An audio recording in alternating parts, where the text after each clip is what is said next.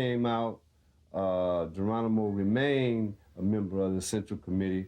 For whatever reason, Huey, after he got out of jail, he wanted to have the total control of the party, but the way the party was set up with the Central Committee, that was impossible.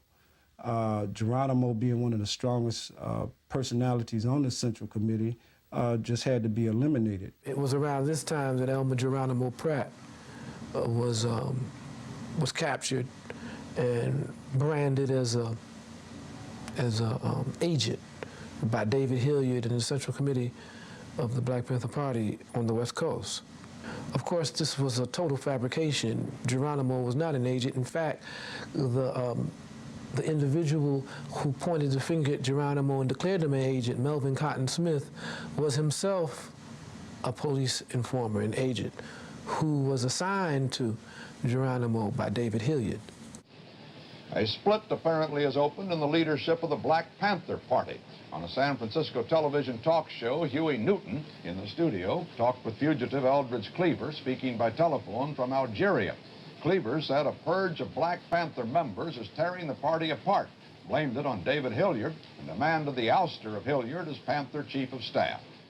Many of those confrontations, both on the West Coast and between the East Coast and the West Coast, happened because of the Cointelpro program, what they called Program Brownmail.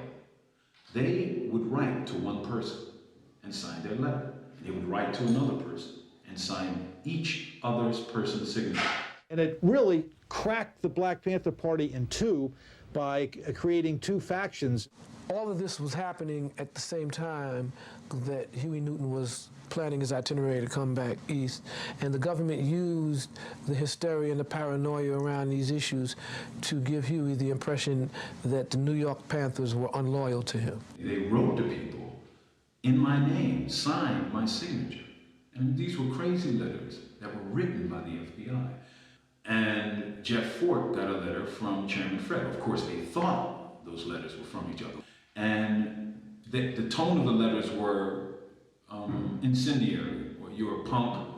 If I see you, I'm gonna, shoot you. You're a coward. If you had guts, you would come down here. I mean, it was literally an attempt by this government to incite violence. Cointelpro was the whole cause of the split between the different factions in the party that caused the death of Sam Napier. In terms of the actual physical integrity and well-being of the Panther, Sam Napier might have been the most important person. The newspaper was the most important entity and tool